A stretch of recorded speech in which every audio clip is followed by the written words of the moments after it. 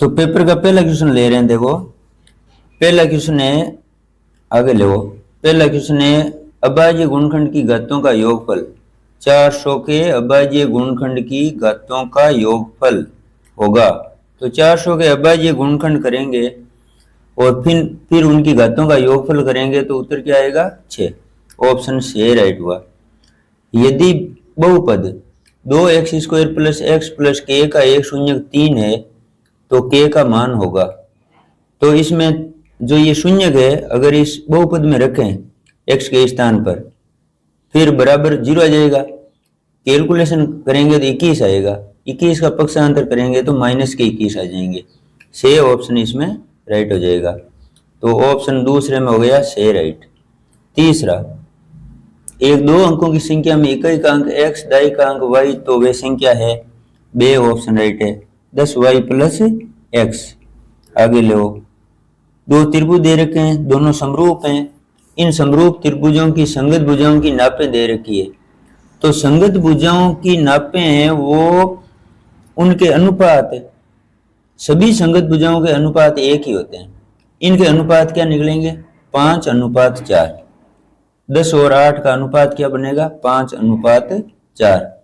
तो वो अन्य भुजाओं के, संगत भुजाओं के अनुपात भी वही होगा। तो इसमें दे राइट होगा 5:4। अगला ले, चौथा हो गया। पांचवा पॉइंट देखो। पांचवा पॉइंट है मूल बिंदु से बिंदु P की दूरी होगी। मूल बिंदु से बिंदु P की दूरी होगी। कितनी होगी? 5 इकाई। कैलकुलेशन करके सूत्र लगाएंगे। सूत्र लगाने पर कैलकुलेशन से 5 आएंगे उत्तर। तो इस 5वें में उत्तर आ गया 5। छठा देखो, cosec square 45 minus cot square 45 बराबर है 1। ऑप्शन बे राइट हो गया। एक ऊर्ध्वाधर खंबे की परछाई खंबे की ऊंचाई के बराबर है तो सूर्य का उन्नयन कोण लंब और आधार बराबर है, इसलिए कोण 45 डिग्री का होगा। ऑप्शन दे राइट। एक बिंदु P से एक वृत्त पर स्पर्शरेखा की लंबाई 24, P की केंद्र से दूरी 25, तो वृत्त की त्रिज्या होगी कितनी होगी? 7 semi. 7 semi. A option right हो गया। 8वां में 7 सेमी आएगा। अगला लो। एक वृत्त की त्रिज्या 7 सेमी, उस वृत्त के चतुर्थांश का क्षेत्रफल है तो 38.5 वर्ग सेमी ये होगा। तो 9वां हो गया। 10वां देखो। 10वां है शंकु का। एक शंकु की त्रिज्या 14 सेमी। शंकु की त्रिज्या 14 सेमी, तिर्यक ऊंचाई 10 सेमी। तो शंकु का वक्र पृष्ठीय क्षेत्रफल पाई आर एल का सूत्र लगा के इसकी गणना करनी है। तो पाई आर एल का सूत्र लगाएंगे और फिर इसकी गणना करेंगे तो इसमें से ऑप्शन यानी 440 वर्ग सेमी आएगा। अगला देखो, निम्नलिखित में से कौन सी संख्या किसी घटना की प्रायिकता नहीं हो सकती? 3/2, क्योंकि ये 1 से बड़ा है मान। अब आगे, यदि दो परिमेय संख्याओं के एसीएफ एलसीएम बराबर हैं तो वो संख्याएं कैसी होनी चाहिए? वो भी बराबर होनी चाहिए यानी समान होनी चाहिए। बे ऑप्शन राइट हो गया। अगला है, एक द्विघात बहुपद के शून्यकों का योग और गुणनफल दे रखा है तो वो बहुपद होगा। तो द्विघात बहुपद होगा ये x² माइनस 5x प्लस 6। तो 13वां क्वेश्चन हो गया। अब लेना है 14वां। तो आगे निकालो इस पेज को। 14वां आगे है देखो ये रहा। k के किस मान के लिए समीकरण युग्म का कोई हल नहीं होगा? तो k का मान बताना है। प्रतिबंध होता है a1/a2 is equal b1/b2 but not equal c1/c2। फिर मान रखेंगे, कैलकुलेशन करेंगे तो इसमें ये बे राइट होगा। 2 आएंगे k का मान। k का मान आएगा 2। आगे लो 15वां है, दो त्रिभुज दे रखे हैं। दोनों जब इनके संगत भुजाओं का अनुपात देख रहे हैं तो अनुपात बराबर हो रहे हैं, बीच का एक कोण बराबर है। तो ये दोनों त्रिभुज समरूप हैं। तो जो अनुपात इन दोनों भुजाओं का वही अनुपात इनका होगा। तो देख लो आप, ये भुजा ये भुजा जो 2 सेमी वाली है, एक ये 3 सेमी वाली है, तो इस भुजा से ये भुजा 1.5 गुनी है, इस भुजा से ये 1.5 गुनी है। तो इस 3 का 1.5 गुना क्या होगा, जो इसका मान होगा 4.5। 3 का 1.5 गुना होता है 4.5। ये तो इसमें ए ऑप्शन राइट हो गया। अब ये कौन सा हुआ, 15वां हुआ। आगे लो 16वां यानी अगले पेज में देखो, ये रहा 16वां। sin 2a बराबर 2 sin a तब सत्य होता है जबकि a बराबर 0 हो। ये ऑप्शन राइट है। अगर a का मान 0 होता है तब ये कथन सत्य होता है। आगे देखो, cos a बराबर 12/13, cos a बराबर 12/13, तो sin a का मान है कितना होगा, 5/13। से ऑप्शन राइट होगा। 17वां में से ऑप्शन राइट हो गया। 18वां देखो, 18वां में ये घड़ी के मिनट की सुई 5 मिनट पर केंद्र पर अंतरित कोण कितने डिग्री का कोण बनाती है, ये पूछ रहे हैं। तो 1 मिनट में 6 डिग्री का कोण बनता है, तो 5 मिनट में 30 डिग्री। ये ऑप्शन राइट हो गया। आगे देखो, रिक्त स्थानों की पूर्ति कीजिए। ये रहा पहला पॉइंट है ए का मान बताइए जबकि तीनों पद समांतर श्रेणी में है।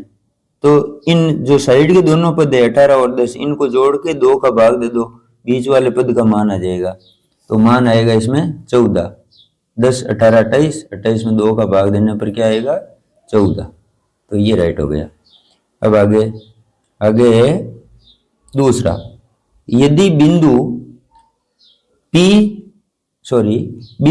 और Q इसके मध्य बिंदु के निर्देशांक है, तो 7 3 10/2 बराबर 5 और 9 - 3 बराबर 6/2, यानी 5 और 3 मध्य बिंदु के निर्देशांक आएंगे 5 और 3। तीसरे पॉइंट में इसका हल आएगा 2। जब मान रख के इसको हल करेंगे तो उत्तर आएंगे 2। अगला लो चौथे में मैं सीधे उत्तर बता रहा हूं, क्योंकि सारे सवाल हल करेंगे तब तो टाइम ज्यादा लगता है। वो अलग से कर देंगे, पूरा पेपर हल अलग से करके आपको अलग से सभी प्रश्न अलग से बता देंगे। अभी आप केवल उत्तर कंफर्म कर लो। तो चौथा पॉइंट है, एक ठोस अर्धगोले का व्यास 14 है, तो त्रिज्या हो गई 7। इसका संपूर्ण पृष्ठीय क्षेत्रफल 3πr इसको सूत्र होता है। मान रखेंगे फिर हल करेंगे तो 462 आएंगे, 462 वर्ग सेमी, ये उत्तर आएगा 462 वर्ग सेमी चौथे में। पांचवा देखो बहुलक का है, तो बहुलक क्या आएगा इसमें, 4। बहुलक आएगा 4 है, वो ज्यादा बार आया। छठे में किसी वर्ग अंतराल के वर्ग चिन्ह है वो 17 है, ऊपरी सीमा 24 है, तो निम्न सीमा होगी 10 होगी।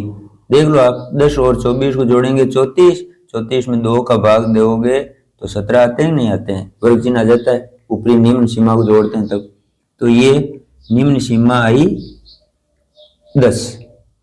अब आगे तीसरा, अति लघुत्तरात्मक प्रश्न आ गए। तो पहले हम देखो, एक वृत्त की त्रिज्या इतनी, चाप की लंबाई 22, तो उस चाप द्वारा केंद्र पर अंतरित कोण ज्ञात कीजिए। तो कोण आएगा 90 डिग्री। सूत्र लगाएंगे चाप की लंबाई का, यानी 2πr θ/360 बराबर, लंबाई तो दे रखी है 22, तो वो रख लेंगे। फिर पाई का मान रख लेना, और आर का मान भी दे रखा है 14, वो भी यहाँ रख लेना। फिर पक्षांतर करेंगे तो ये उत्तर आएंगे 90 डिग्री। कैलकुलेशन करेंगे तो उत्तर आ जाएंगे 90 डिग्री। दूसरा देखो, यदि एक घन का संपूर्ण पृष्ठीय क्षेत्रफल 864 वर्ग सेमी है तो इसके एक फलक का क्षेत्रफल होगा। तो एक फलक का क्षेत्रफल का अर्थ है वर्ग का क्षेत्रफल, फलक होता है वर्गाकार घन का। तो पहले तो ये घन का संपूर्ण पृष्ठ दे रखा है 6 भुजा स्क्वायर, 6 भुजा स्क्वायर बराबर कितना है 864, 6 का भाग इसमें जा रहा है 144 बार। और तो अब यहाँ क्या है भुजा स्क्वायर है, तो ये एक फलक का क्षेत्रफल है, एक फलक का ये क्षेत्रफल आ गया 144, तो इसके उत्तर आएंगे 144 वर्ग सेमी, ये आ गया। अब आगे देखो निम्न बारंबारता बंटन का माध्यक है, तो इसका माध्यक आएगा 5, ये उत्तर होगा 5 इसका माध्यक होगा। अब ले कितने हुए 30 तीसरे ये तो 3 पॉइंट हो गए। चौथा पॉइंट देखो, चौथा पॉइंट है ये रहा पासे का प्रायिकता का। तो देखो एक पासे को एक बार फेंकने पर 5 से बड़ा अंक आने की प्रायिकता, तो 5 से बड़ा अंक एक ही तो है 6, तो 1/6, ये इसका उत्तर हो गया।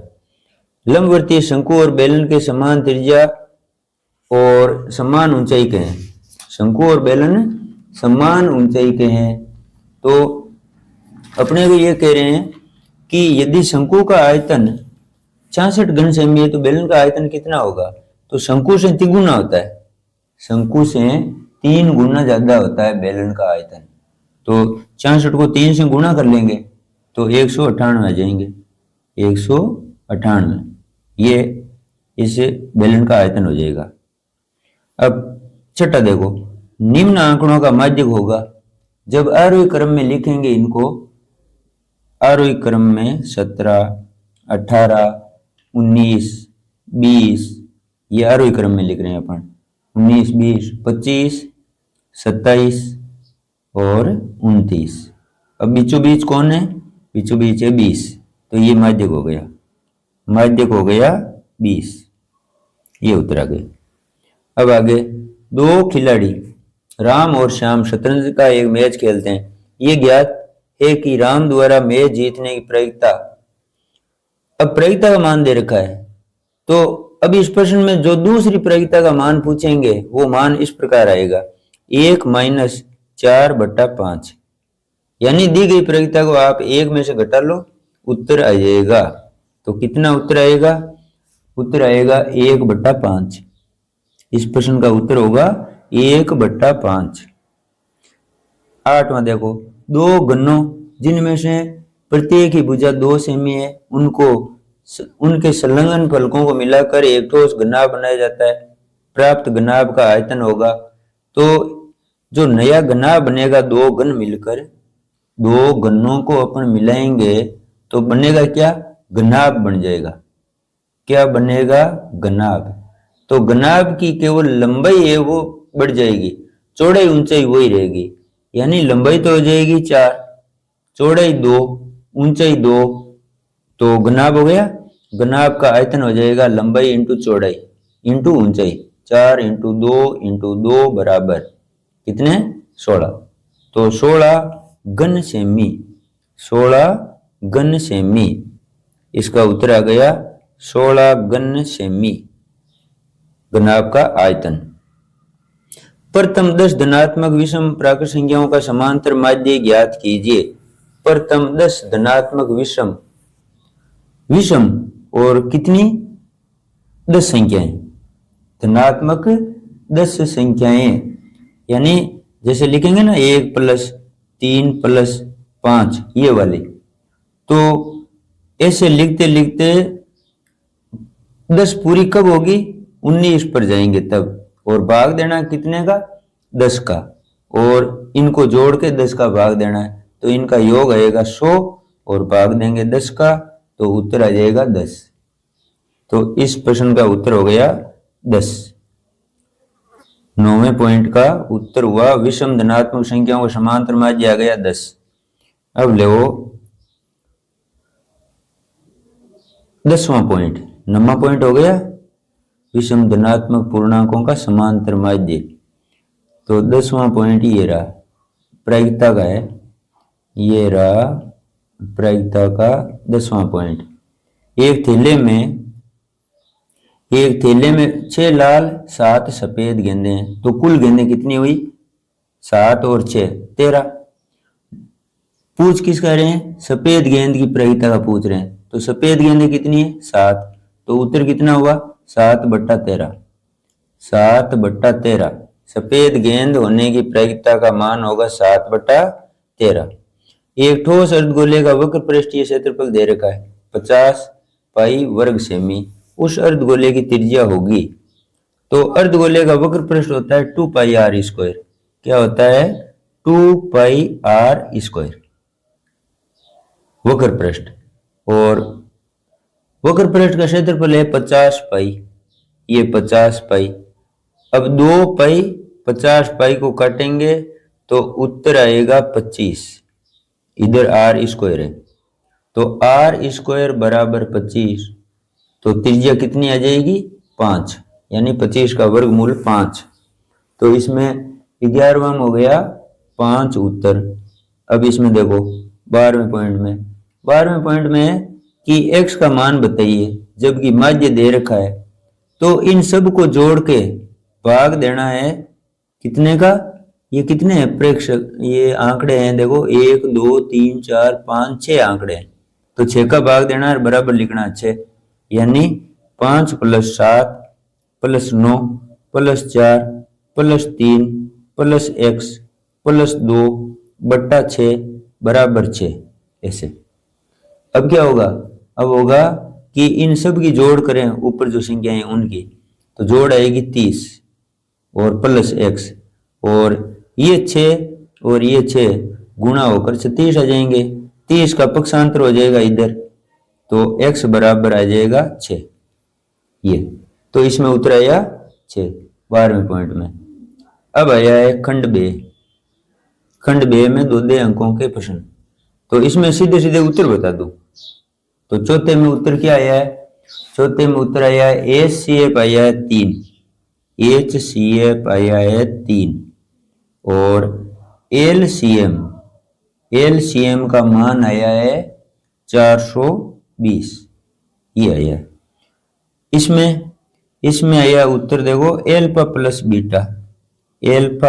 बीटा बराबर -b/a होता है, -b/a। तो उत्तर क्या आएगा? माइनस का 5/3 बराबर 5/3, माइनस माइनस प्लस हो जाएंगे। तो इसका एल्फा प्लस बीटा का मान आया 5/3, और एल्फा इंटू बीटा यानी इसका मान तो 9/3, यानी c/a। 9/3 होगा 3, तो एल्फा इंटू बीटा बराबर उत्तर आएगा 9/3 बराबर 3। तो एक उत्तर आया 5/3, दूसरा उत्तर आया 3, इन दोनों के उत्तर। इसका उत्तर क्या आया? 5/3। एल्फा इंटू बीटा का मान कितना आया? 3। विलोपन विधि का प्रयोग करके निम्नलिखित समीकरणों के सभी संभव हल ज्ञात कीजिए। तो इसके हल विलोपन विधि का प्रयोग करेंगे तो हल आएगा, देखो x का मान तो आया है -1 और y का मान आया है 2। ये आया x का मान -1, y का मान 2 प्लस का 2। अब 6 तक हो गए। अब आगे देखो सातवां है। अभी तो मैं इनके सीधे उत्तर बता रहा हूं, इनको विस्तार से अलग से इस पेपर को समझ लेंगे। अब ले ये 7वां 205 पदों में 205 ये श्रेणी दे रखी है 7 13 9 205 में पदों की संख्या ज्ञात कीजिए, यानी इस एपी के पदों की संख्या गणना करेंगे। an का सूत्र लगा के जब इसको हल करेंगे तो उत्तर आएगा इसमें 34। कितना उत्तर आएगा? 34। ये इसमें पदों की संख्या आएगी। और इसमें मान आएगा x का मान, 8वां क्वेश्चन है, 8वां क्वेश्चन में x बराबर आएगा 2। x का मान इसमें, जैसे इसको हल करेंगे ना तो हल ऐसे करना, देखो x प्लस 2/6, x प्लस 2/6, यहाँ 1 मिनट, ये समझ लो आप, ठेस प्रमेय का इसमें प्रयोग होगा। तो x प्लस 2/6 बराबर किसके, 4/8 के।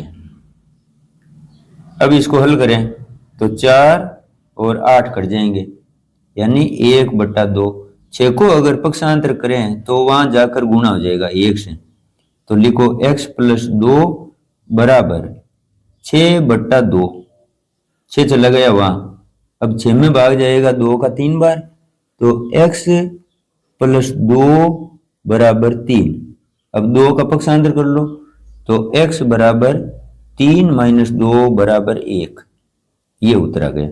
तो x का मान कितना आया इसमें, 1, x का मान 1 आ गया। अब आगे अगला है, ये रहा 9वां क्वेश्चन, किस अनुपात में रेखाखंड x अक्ष द्वारा किस अनुपात में विभाजित होगा। तो इसमें अनुपात बता दूं आपको सीधा ही, 9वें क्वेश्चन में 3:2, इसका उत्तर आएगा 3:2।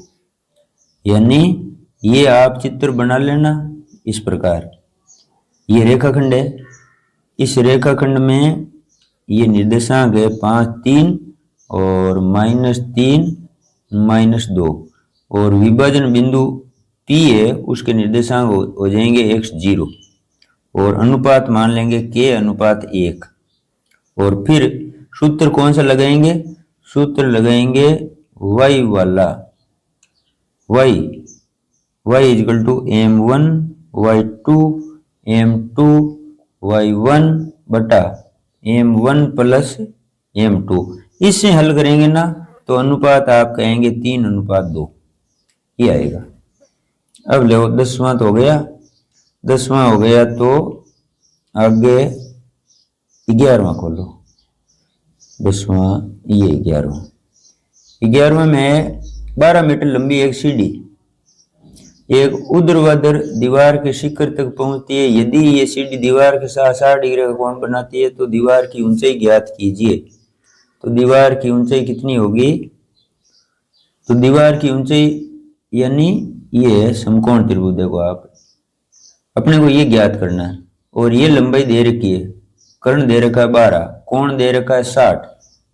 तो अब इसका साइन लेंगे, यानी लंब बटा कर्ण h/12 बराबर sin 60। sin 60 का मान होता है √3/2, सॉरी √3/2, √3/2 इधर क्या है h/12, तो h बराबर हो जाएगा 12√3/2 यानी 6। तो 6√3, दीवार की ऊंचाई कितनी आई, दीवार की ऊंचाई आ गई 6√3, ये उत्तर आया है 11वें क्वेश्चन में।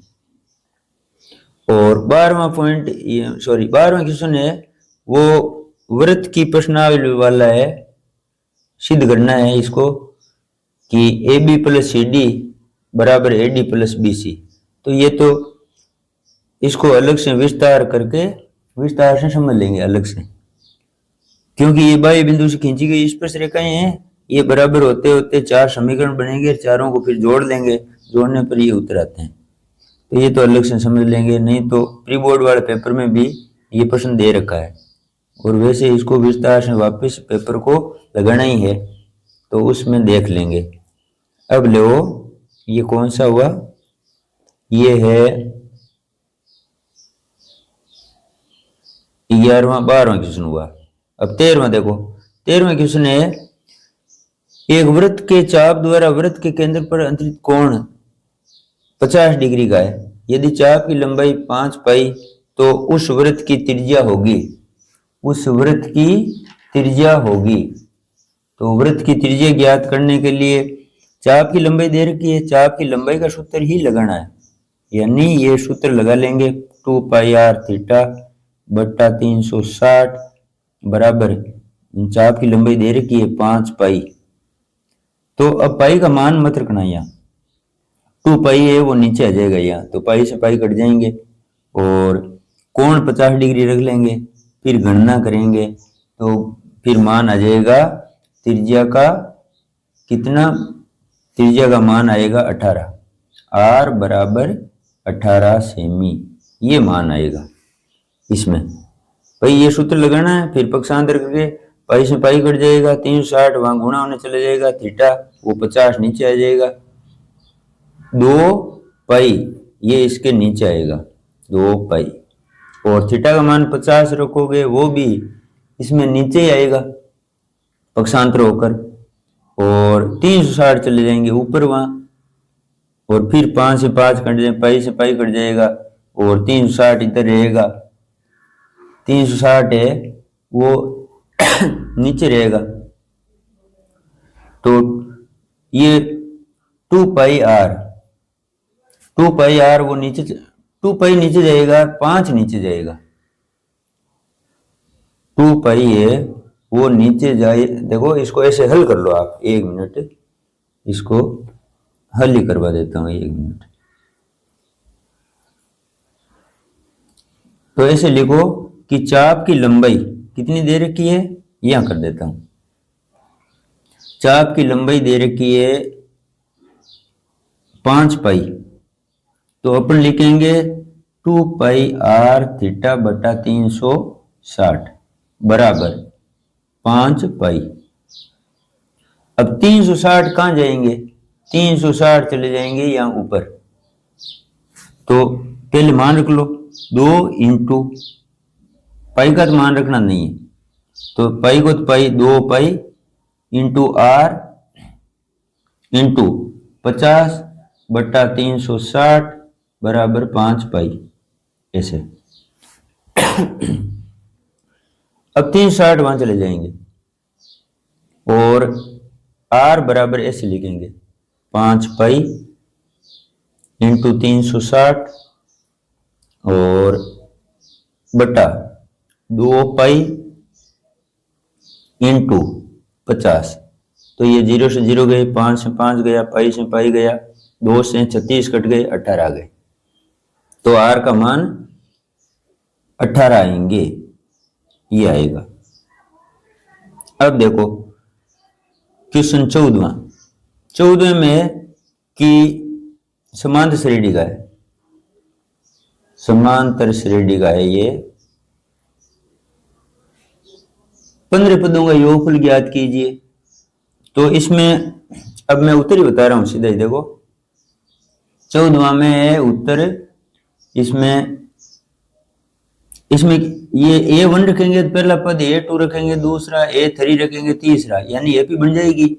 तो AP बनेगी इसमें 5 पहला पद, फिर 7, फिर इसमें 9 आएगा और ये, और 15 पदों का योगफल निकालना है। तो फिर ऐसे n का सूत्र लगा के इसको हल कर लेना, 285 इसमें उत्तर आएंगे, 285 आएंगे 15 पदों का योग। नीचे वाले जो अथवा में है ये समांतर श्रेणी का, इसमें देखो इसमें भी पहले डी निकालना है, अंतिम पद को लेना है, ये अंतिम पद है 125, इसको लेके चलना है। तो अंतिम पद को an को खोलकर 125 लिख लिया, an को खोलकर यहां से क्या ज्ञात करना है, पदों की संख्या दे रखी है, प्रथम पद दे रखा है, तो इससे सार्वंतर निकल जाएगा, डी का मान आ जाएगा 2, और प्रथम पद आया हुआ ये यहाँ 7, तो प्रथम पद 7 और सार्वंतर 2 निकलेगा यहां से, इसको हल करने पर फिर 32वां पद ज्ञात हो जाएगा, जिसका उत्तर आएगा 69। 32वें पद का मान आएगा 69, ये उत्तर आएगा। ये जो नीचे अथवा में ना समांतर श्रेणी का प्रश्न, इसमें 32वां पद ये ज्ञात होगा, सार्वंतर इसमें 2 आएगा और बाकी का मान दिए हुए हैं। तो आगे लो 15वां में बिंदुओं को मिलाने, 2 बिंदु दे रखे हैं, को बराबर 4 भागों में विभाजित करने वाले बिंदु के निर्देशांक ज्ञात कीजिए। तो दोनों बिंदुओं को आप मिलाएंगे तो रेखाखंड जो बनेगा इसके समान 4 भागों में, बराबर 4 भागों में बांटने के लिए इसमें 3 बिंदु होंगे। कितने बिंदु? 3 बिंदु। तो पहले इस बिंदु का निर्देशांक ज्ञात कर लेना। ये मध्य बिंदु होगा, किनका? इन दोनों बिंदुओं का, 4 0 और 0 -8। तो इस मध्य बिंदु, इसको ये मध्य बिंदु हुआ, 2 अनुपात इधर 2 अनुपात इधर, तो इसका मान आएगा कितना आएगा? 1 मिनट, ये है 15वां क्वेश्चन है। तो 15वां क्वेश्चन, 1 मिनट मुझे देख दो। 15वां क्वेश्चन ये रहा। 15वां क्वेश्चन है, इसकी कैलकुलेशन निकाली मैंने। तो P का मान आया 2 -4, 2 -4 मध्य बिंदु के सूत्र से। इस बिंदु का और इस बिंदु का ये मध्य बिंदु है, यानी ये बिंदु मध्य का है इन दोनों के लिए। A और P का ये मध्य बिंदु है, तो उत्तर क्या आया इसमें? 3 - 2। और इस ये भी मध्य बिंदु ये है, किन का? P और B का। तो इसका मान आया मेरे यहाँ 1 -6। तो ये तीनों विभाजन बिंदुओं के निर्देशांक ज्ञात हो गए। ये कह रहे हैं ना, मध्य विभाजित करने वाले बिंदुओं के निर्देशांक। तो विभाजित करने वाले 3 बिंदु हैं, P Q R, ये बिंदु है, तो इनके निर्देशांक ये आएंगे। ये वाला नीचे जो अथवा में है, ये देखो, इसमें मान आएगा A के निर्देशांक बताने, और AB वृत्त का व्यास है जिसका केंद्र ये दे रखा है, B के निर्देशांक दे रखे हैं। तो A के निर्देशांक आएंगे हल करने पर कितने? A के निर्देशांक एक तो आया है 3 और एक -10, 3 -10 इस A का निर्देशांक। A के निर्देशांक आए हैं 3 -10। 16वां, ये तो सिद्ध करने वाला प्रश्न है। तो इसमें देखो, सिद्ध करने वाले में 2 सेकेंद्रीय वृत्त है, ऐसे कर लेना आप।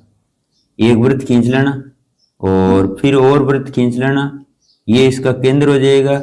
ये बड़े वृत्त की जीवा है, छोटे वृत्त की स्पर्श रेखा है, इस पर ये लंब डाल लेना और ये त्रिज्याएं मिला लेना। ये तो ये 2 त्रिभुज हो जाएंगे। दोनों त्रिभुज सर्वांगसम होंगे RHS गुण धर्म से। दोनों त्रिभुज क्या हो जाएंगे? सर्वांगसम हो जाएंगे, क्योंकि ये भुजा दोनों त्रिभुजों की बराबर है, एक वृत्त की त्रिज्याएं। ये उभयनिष्ठ भुजा हो जाएगी, एक इनका कोण बराबर हो जाएगा। तो RHS गुण धर्म से दोनों त्रिभुज समरूप सर्वांगसम हो जाएंगे। तब ये लाइन और इधर इस त्रिभुज की ये लाइन बराबर हो जाएगी। तो ये कहने में आ जाएगा कि ये जो बिंदु है वो इस जीवा का, यानी ये जो बड़े वृत्त की जीवा है, छोटे वृत्त की स्पर्श रेखा है, ये मध्य बिंदु हो जाएगा।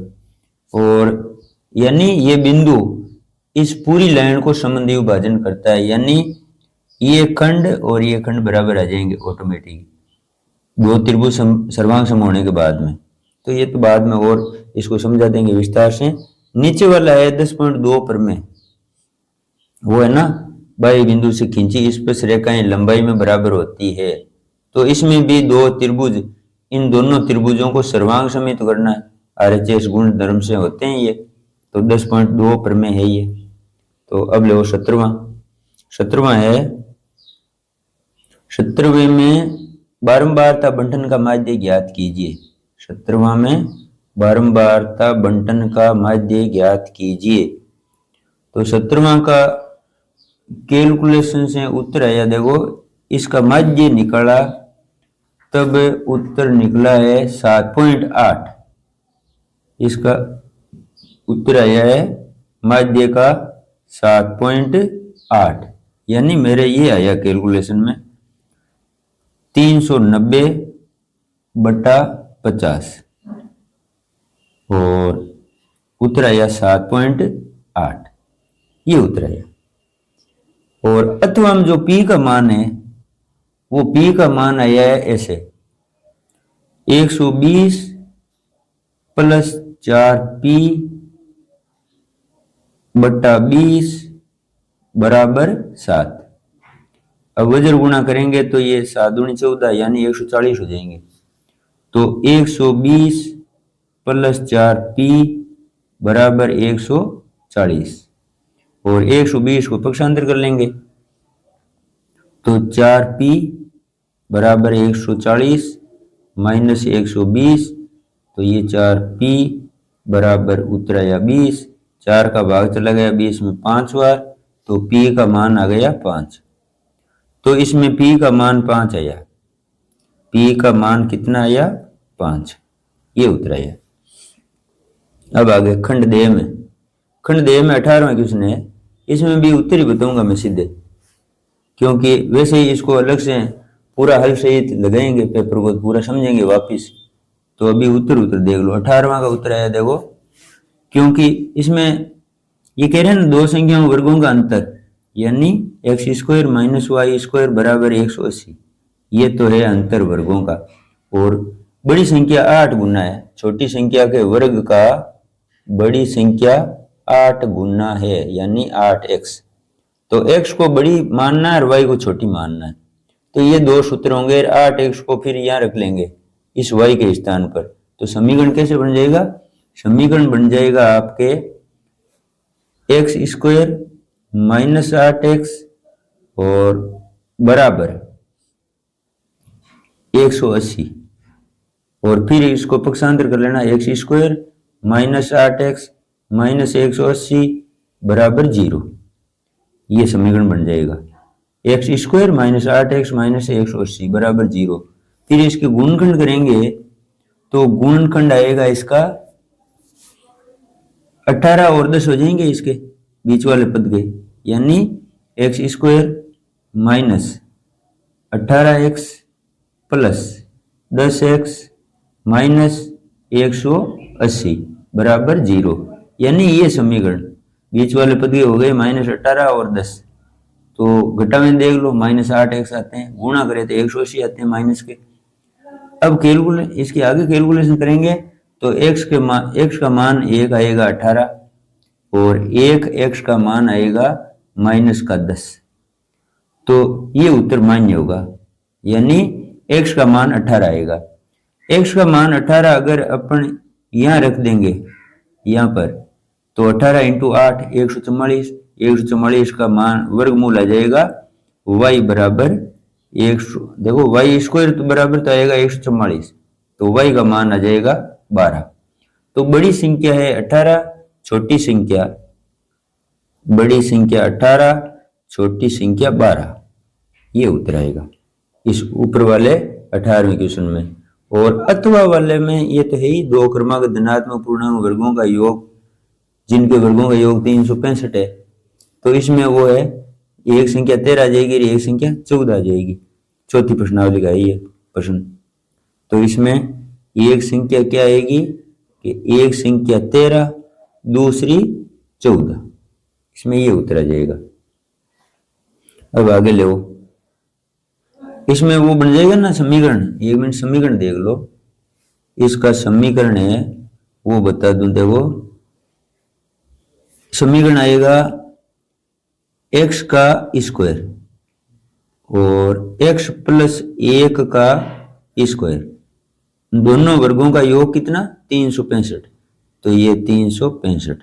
अब इसको हल करेंगे भाई, ये कोष्टक खुलेगा तो x² plus x² plus 2x plus 1 बराबर 365, और इसको आगे और हल करेंगे तो x का मान आएगा 13 और दूसरी संख्या है वो माइनस की 14 आएगी, वो तो निरस्त कर देंगे।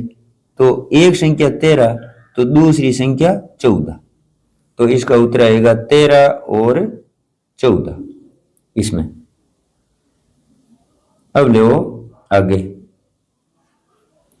अगला है कौन सा भाई 18वां, तो 19वां ये आ गया। 19वां, ये 19वां, 19वां। तो 19वें में देखो, इसमें लेसिव ले लेंगे तो इसमें लेसिव आएगा, देखो 1 प्लस साइन, 1 प्लस साइन, और एक आएगा 1 माइनस साइन। ये साइड हल कर रहे हैं ये वाली, तो ऊपर क्या आएगा 1 माइनस साइन, बीच में क्या है प्लस, और बाद में यहां आ जाएगा 1 प्लस साइन, 1 प्लस साइन। अब साइन से साइन कट जाएगा, एक एक हो जाएंगे 2, और नीचे ये सर्वसमीका है a plus B A minus B, यानी 1 minus sine square, 1 minus sine square, ऊपर क्या आएगा 2, इसका मान है कोस स्क्वायर, तो 2 बट्टा कोस स्क्वायर, 2 बट्टा कोस स्क्वायर बराबर 2 सेक स्क्वायर, ये उत्तर आ जाएगा। और ऐसे ही इसमें देखो, इनमें क्या करना है, इन दोनों में कॉमन ले लेंगे। क्या कॉमन लेंगे, कोस, तो कोस कॉमन लेने के बाद में अंदर क्या बचेगा साइन स्क्वायर थीटा, और यहां बचेगा कोस स्क्वायर, कोस स्क्वायर, तो इसका मान 1 हो जाएगा। आगे क्या है, यहाँ आगे है टेन साइन, तो टेन को लिख देंगे साइन बट्टा कोस, साइन बट्टा कोस, क्या लिखेंगे साइन बट्टा कोस, टेन को तो इंटू साइन या इंटू साइन, तो साइन साइन गुणा होकर साइन स्क्वायर हो जाएगा। इधर देखो यहाँ 1 आ जाएगा, तो कोस और 1 ये गुणा होकर यहाँ तो अंदर तो आ जाएगा 1, 1 इससे गुणा होगा तो आएगा कोस, तो कोस लिख दिया। इधर देखो sine into sine, sine square आएगा, तो ये साइन स्क्वायर, साइन स्क्वायर, नीचे क्या है कोस, तो यहाँ लिखो कोस। अब लेसिव लेकर इसको हल करेंगे तो कोस स्क्वायर आ जाएगा, यहाँ cos square plus sine square. अब ऊपर देखो sine square plus cos square बराबर होता है 1, और नीचे क्या है कोस, तो 1 बट्टा कोस बराबर होता है सेक, 1 बट्टा कोस बराबर होता है सेक, तो ये राइट, ये साइड है वो सिद्ध हो गई। तो ये ऊपर वाला हो गया, ये नीचे अथवा वाला प्रश्न भी हो गया। 20वें में माध्यक ज्ञात करना है, तो इसमें माध्यक तो मैंने निकाला था, तो इसमें माध्यक का उत्तर आया, देखो कहाँ है, 1 मिनट, माध्यक का उत्तर ये रहा। तो इसमें सीएफ तो मेरे आई थी 100 आई थी, सीएफ है, सीएफ आई 100, और एन बट्टा 2 है वो 50 आए थे, 50, और उत्तर आया मेरे यहाँ इसमें 32। यानी मैं यहाँ सूत्र मान रख के बता दूं आपको कि m बराबर 27 प्लस, यानी ये वाला वर्ग है 27 और 37 वाला,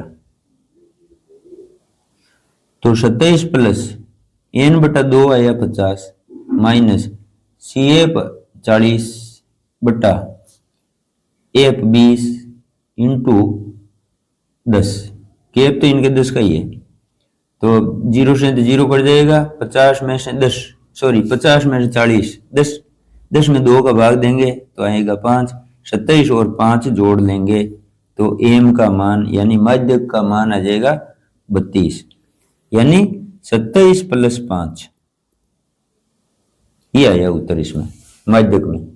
और बहुलक में आया, देखो बहुलक में मैं मान रख रहा हूं कि z बराबर 20 प्लस 17 माइनस 16 बटा 2 इंटू 17 माइनस 16 माइनस 12 इंटू, इनमें गैप है वो ये बहुलक वर्ग है ये वाला, तो बहुलक वर्ग गैप है 9 का। अब इसका जब गणना करी तो 17 में 16 गए, क्या बचा 1, तो उत्तर देखो या नीचे कर रहा हूं मैं, 20 प्लस 1/34 - 28, 34 - 28 इंटू 9, 9 इससे गुणा हो जाएगा तो उत्तर आएगा 20 प्लस 9/6। और 9 में 6 का भाग देंगे तो 1.5 बार, तो उत्तर आएगा देखो 20 प्लस 1.6, उत्तर 21.6, ये उत्तर आएगा बहुलक का। तो ये हो गया 20वां क्वेश्चन।